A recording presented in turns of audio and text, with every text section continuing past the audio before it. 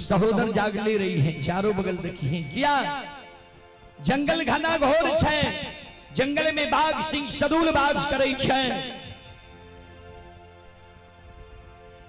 गाय बछरू पर कहे बाघ सिंह वार नहीं क्या दे, एक कारण जाग ले रही है। बाघ सिंह के तू देख लभी, हमरा तू जगा दी है।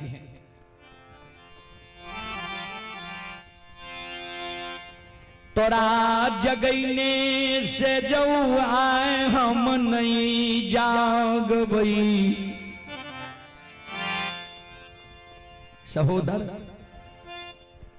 ता एक काम तू करी है, तोरा जगैने से जो हम नहीं जागबो, आज तू बड़ छोट के लाज नहीं मानी है, जे भैया बड़ छे हम छोट छी। सहोदर आचांगाटा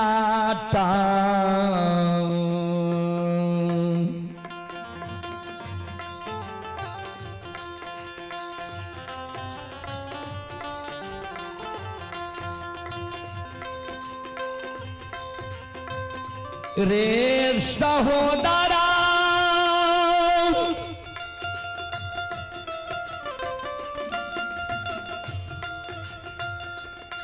अरे चाटा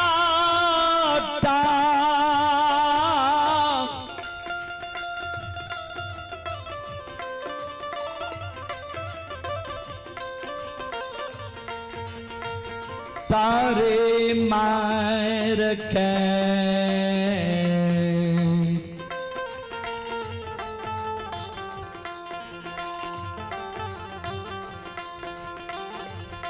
आज गई है रे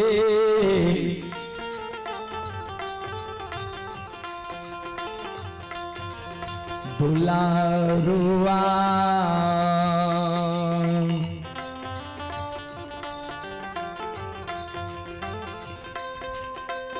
भैया कैया धरी रे